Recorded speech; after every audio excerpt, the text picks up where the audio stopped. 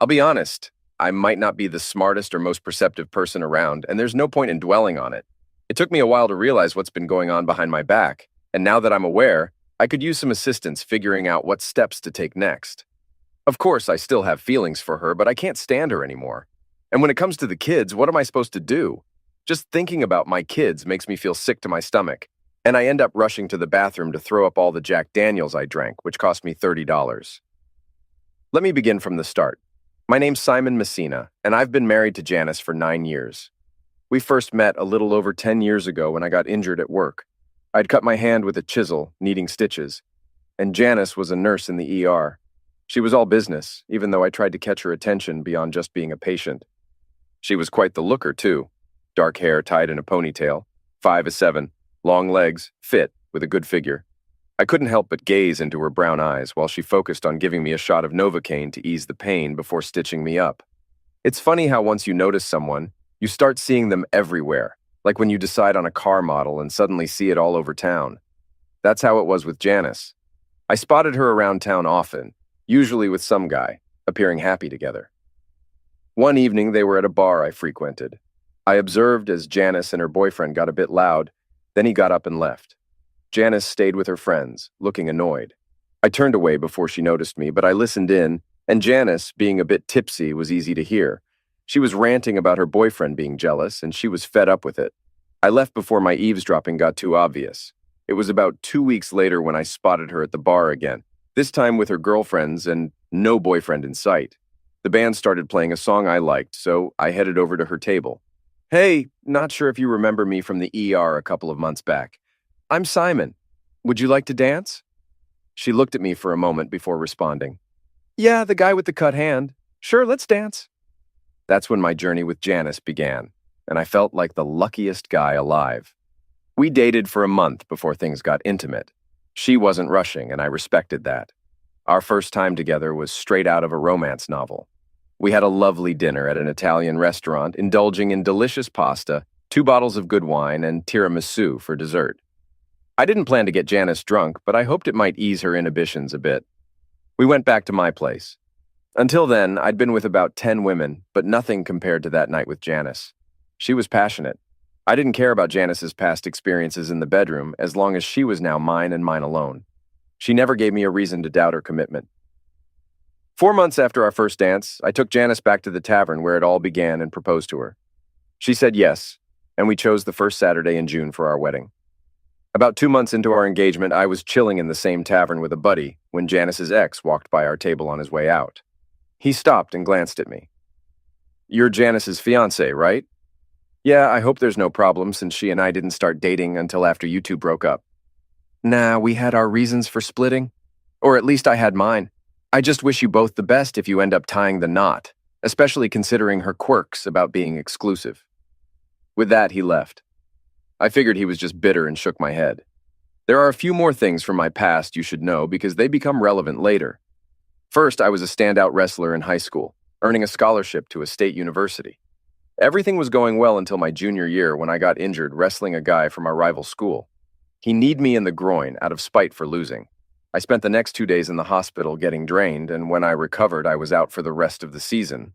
I lost interest in school, dropped out of college, and got a job with a local builder. The other wrestler got booted from the team and lost his scholarship, but I didn't press charges to move past it. Secondly, I lost my father when I was 12, and my mother passed away 10 years later.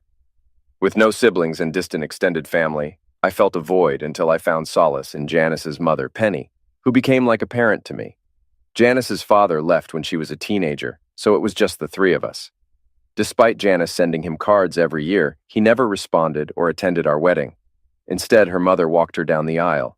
I work as a Finnish carpenter specializing in restoration projects. I'm among the top in the business on the West Coast, mainly restoring old mansions owned by wealthy individuals. With rates ranging from $75 to $100 per hour, I make around $150K annually. Not bad for someone who didn't finish college. However, this means I have to travel and spend 1 or 2 weeks away from home each month. The challenge of working for affluent clients is that they can treat you either as insignificant or invisible.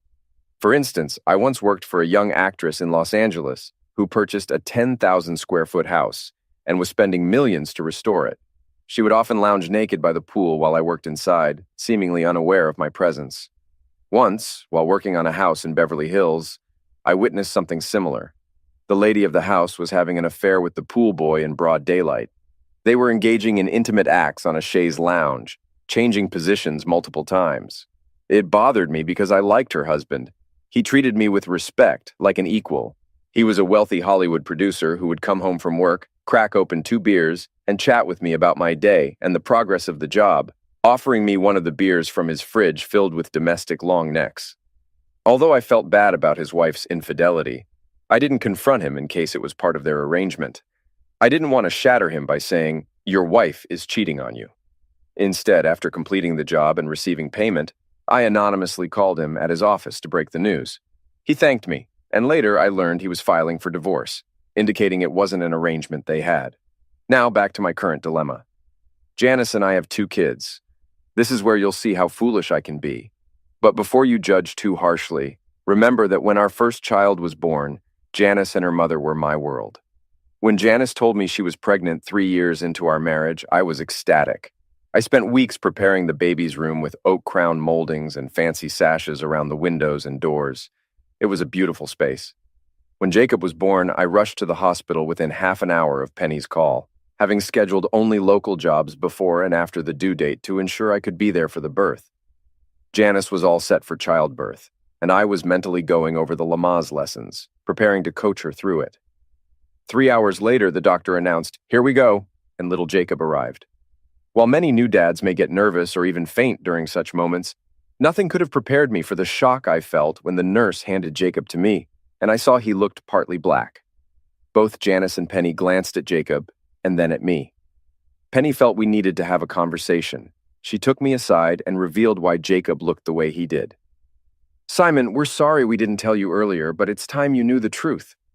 My father was mixed race with a black mother and a white father. We were afraid you might not marry Janice if you knew she was part black." "That doesn't make sense, Penny. Why would that matter to me? I never judged anyone based on their skin color.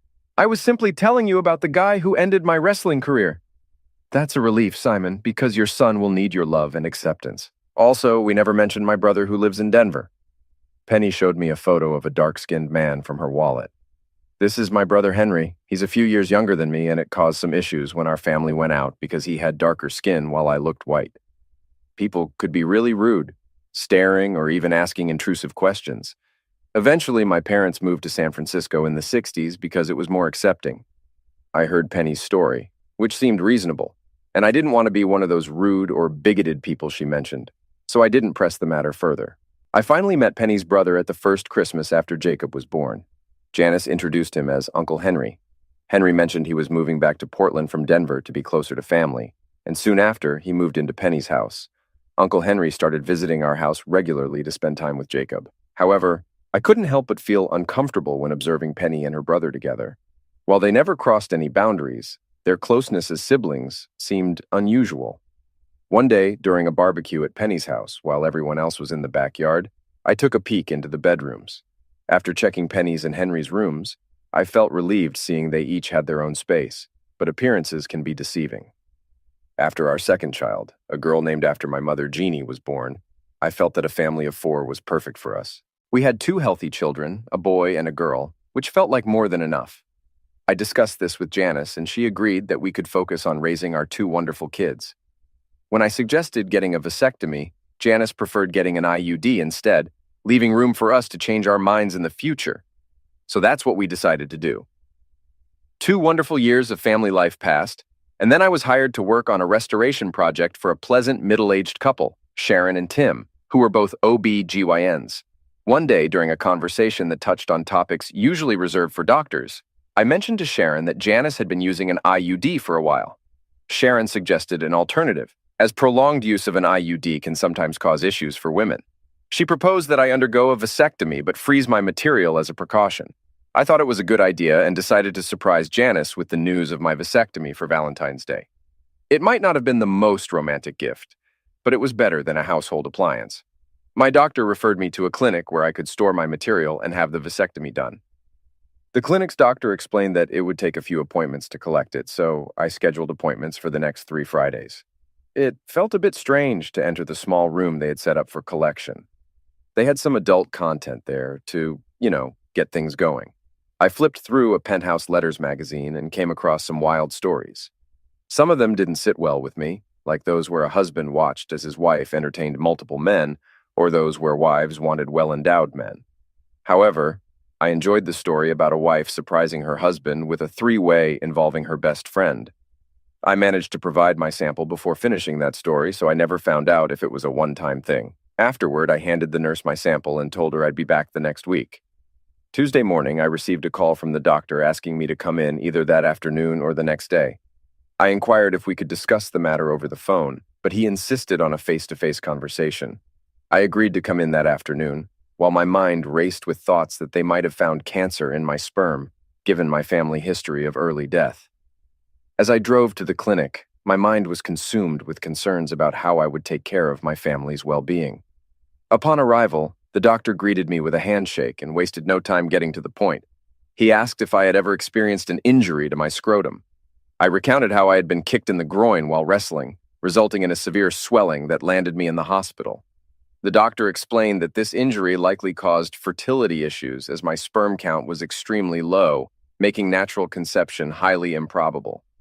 Stunned by this revelation, I realized the extent of the deception in my marriage and the life I had been living. I canceled my remaining appointments, including the scheduled vasectomy. Leaving the clinic, I felt numb, like a character from The Walking Dead. I knew I had to uncover the truth about my life without arousing suspicion from Janice. I spent the rest of the day in a bar across the street from the clinic, jotting down a list of things I needed to do on the bartender's pad. After finishing my drink, I reviewed my list. Behave normally, test the kids, reach out to Fred, have a conversation with her dad, safeguard the finances, get screened for STDs, search for a new place to live, discover the truth behind everything, and get revenge. Fred is a friend of mine that had just gone through a divorce. The following morning, I woke up with a throbbing headache and began tackling the tasks on my list. Janice gave me a hard time about coming home drunk last night, but I acted like everything was fine. My first fib of the day was telling Janice that Fred was feeling down and we ended up drinking together.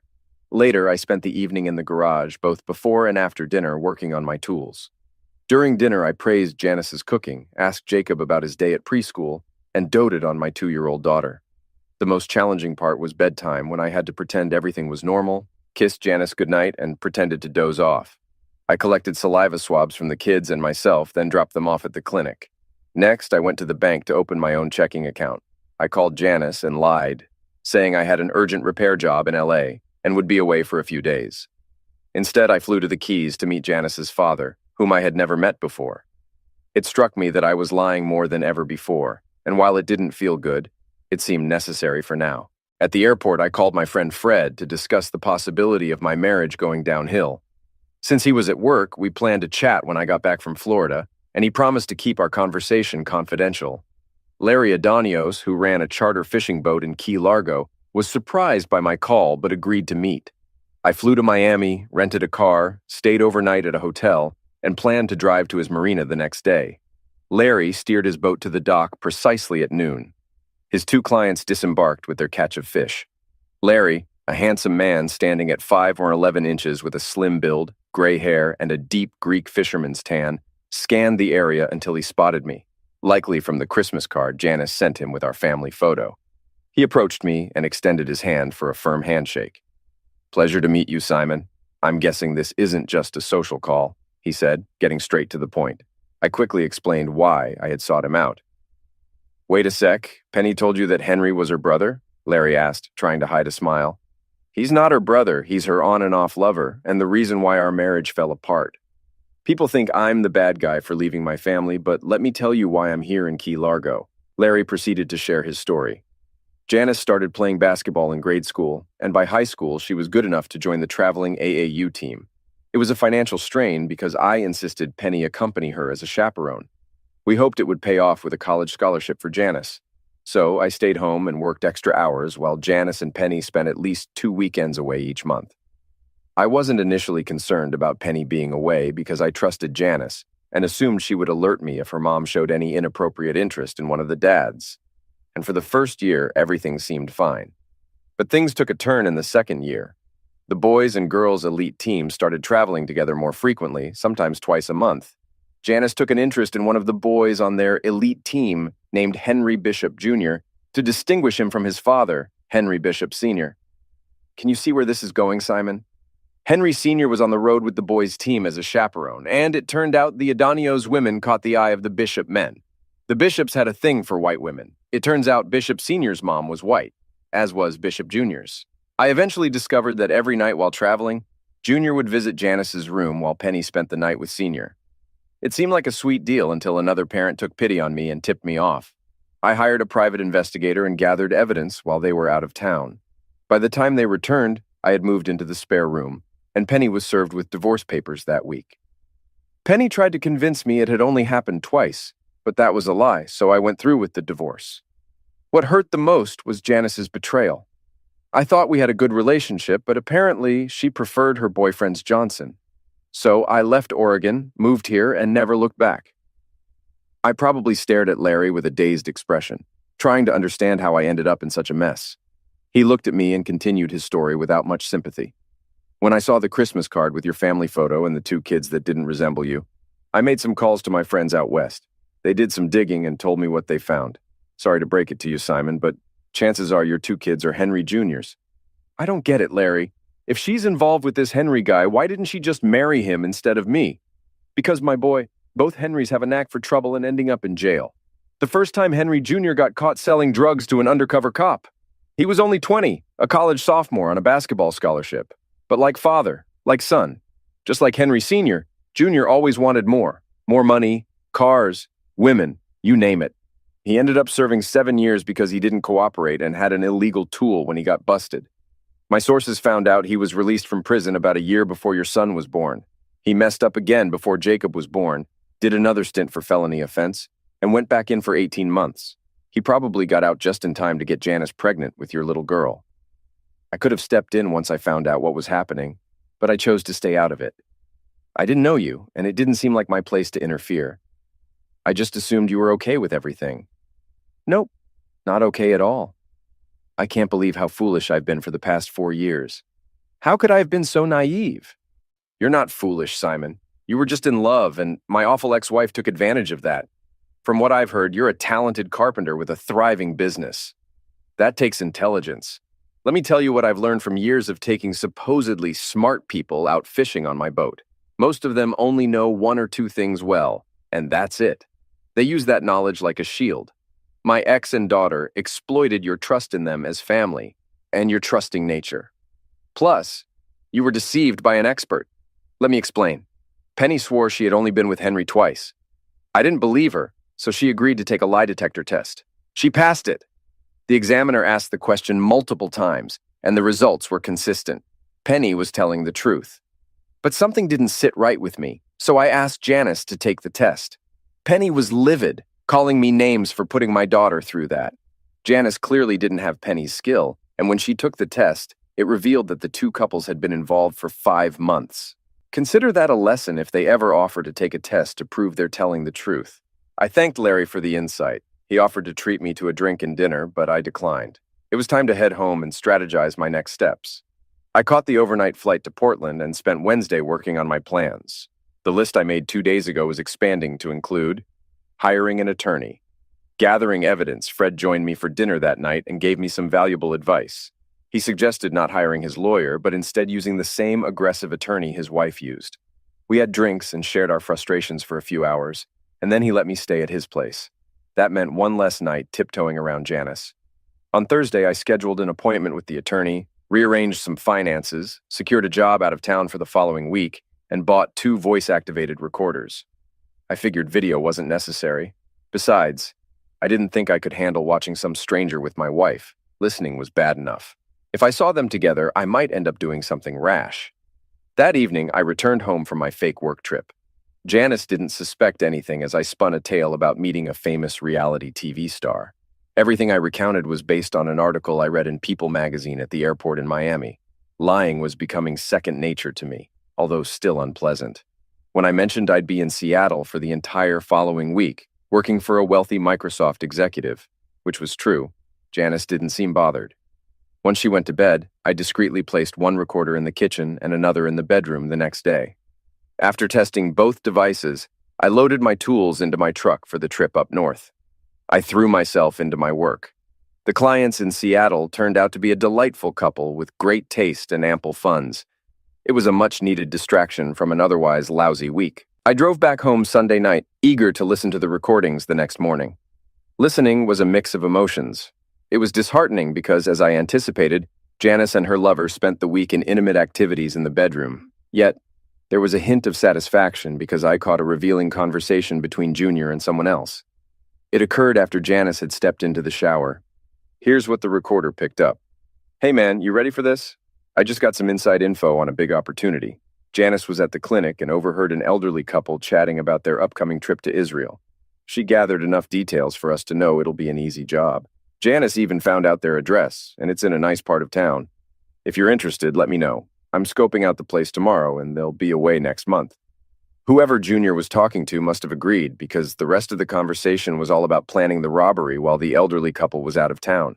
My dilemma was whether to report Janice when I turned in Junior to the police. It would be fitting if Janice spent some time behind bars, but I wasn't keen on babysitting kids who weren't mine while their parents lounged in jail. Okay, whenever I read about wussy husbands, they always say they still love the kids, blah, blah, blah. Maybe my wounds were still too fresh, but right now, I couldn't care less about Janice's kids. They could end up in jail along with her. Most likely, my lying witch mother-in-law can spend her retirement years raising the offspring of her lies. For the next month, I played it cool and treaded carefully around Janice. The hidden recorders kept rolling while I was away for work most of the time. Junior had no clue he was being recorded. He kept chatting with his partner, giving away all the details about their upcoming heist. On the night of the robbery, I pretended to be out of town, but instead, I parked a rental car near my house. When Junior and his buddy left the scene, I dialed the cops from a disposable phone, posing as a concerned neighbor. "Officer, my neighbors are away, and I just saw two guys loading stuff into their van. It's a dark brown van with this license plate number. They drove off south on Hiawatha Drive. I followed them, and from a distance, I watched as the police surrounded the van and arrested the two crooks. Here's where things get dicey. The night before the heist, I planted a tool under the driver's seat of Henry's van. It's not something I'm proud of, but somehow, I'm not losing any sleep over it. Let's just say a good friend gave it to me and I filed the serial number off so it couldn't be traced back to him. You see, since Henry is a repeat felon, he's not allowed to have a tool. This would be his third strike, which means he could be in prison for a long time, considering our state's 3 strikes law. Given that he was robbing a house, I didn't feel too bad about planting the tool. It was just a precaution to ensure he wouldn't get off with a lighter sentence. Phase 1 of my revenge was done. When I got home the next day, Janice was in tears in the den. Her mom was consoling her on the couch, and Uncle Henry was in my favorite chair looking miserable. "What's going on, Janice? Why are you crying?" "Oh, Simon, it's terrible. A friend of mine is dying of cancer," she said, tears streaming down her face. "Mom and Uncle Henry came to help me cope because I didn't know when you'd be back." As she spoke, I realized Janice had learned how to lie from her mom.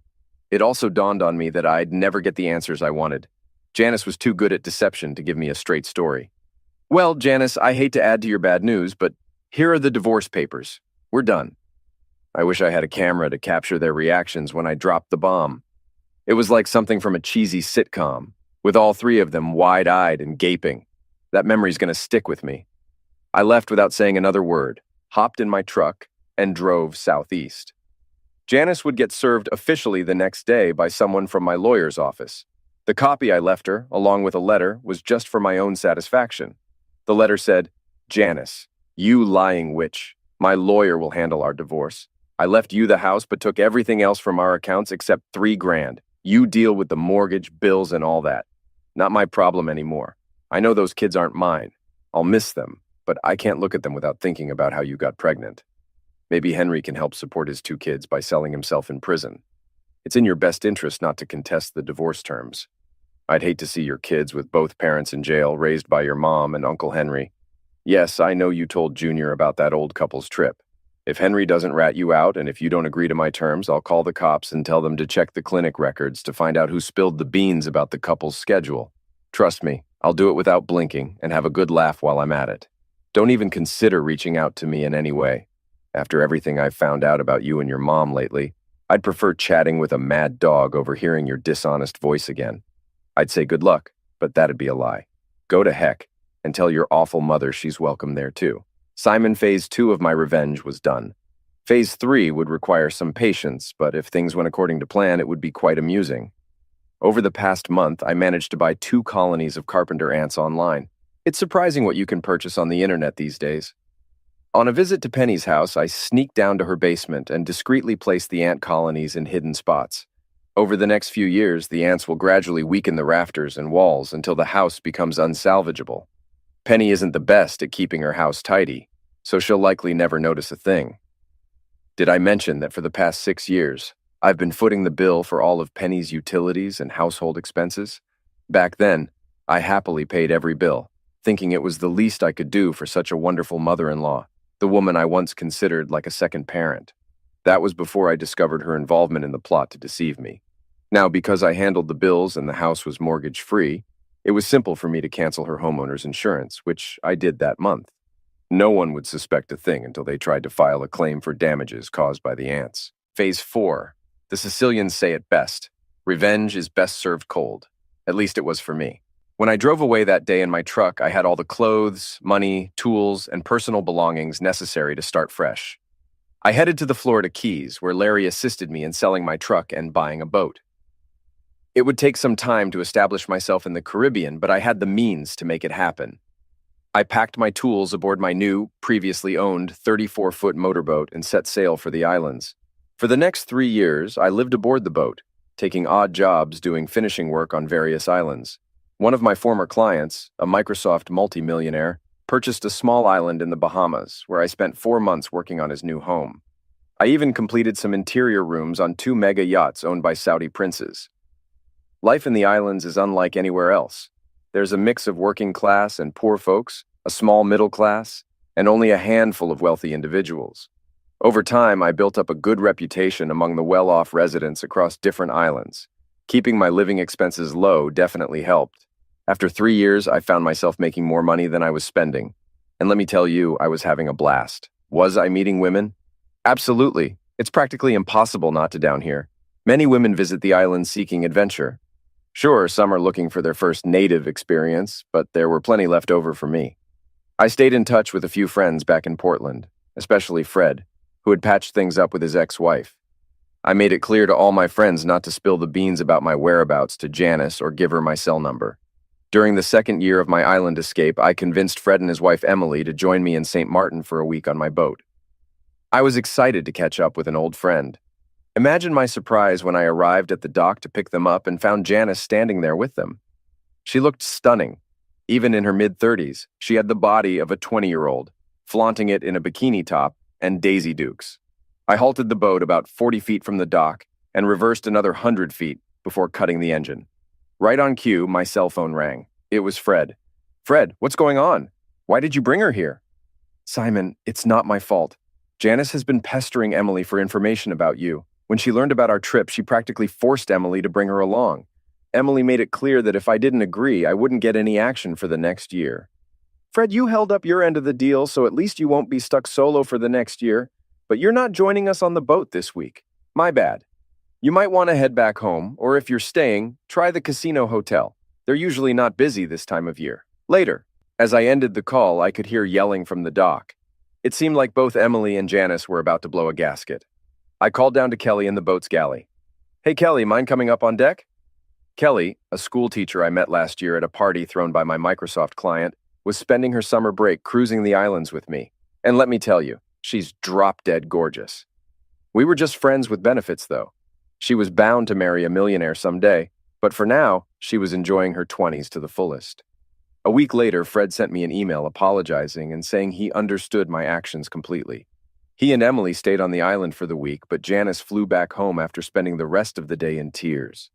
So maybe that was phase 4, and perhaps after that scene, you, the reader, might think I was done, but I wasn't. Like they say, revenge is best served cold. It was my 4th year in the Caribbean, and I was doing a remodeling job in St. Bart's for a wealthy French family.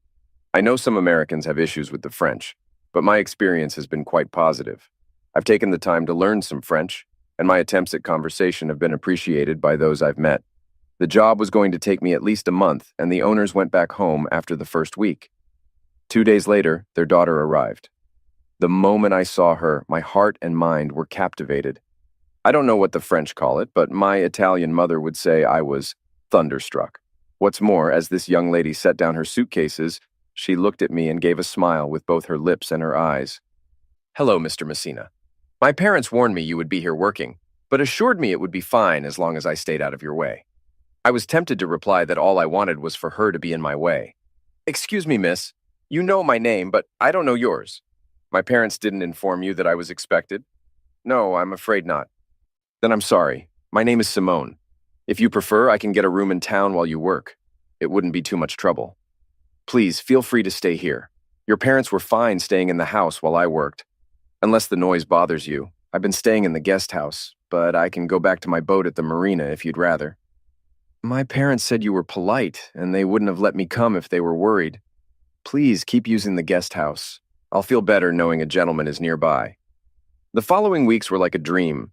Simone fit the classic French woman stereotype from the movies I've seen. She's 5'4", with small breasts that suit her slim figure, short black hair reminiscent of Audrey Tautou from Amélie. She moved gracefully, like a dancer. I was completely infatuated. And she was amazing. Despite her wealthy upbringing, she was down to earth. Most days she prepared lunch herself and we'd eat together on the patio. During our first lunch, we joked about our similar names. Simone had a fantastic sense of humor, and I did my best to make her smile or laugh, just to see her joyful expression. I remained infatuated, and by the end of the second week, I was in love. She broke the ice. "Simon, I see how you look at me, and I think I understand what it means. I also believe you're aware of the difference in our social status, and that's probably why you've kept your distance. But let me tell you what I see. I see a remarkable man who has succeeded despite the hardships life threw at him. You're not bitter. You still seek joy in life. I may be beautiful and wealthy, but I haven't achieved much on my own. I try to be kind and good, and I believe I am.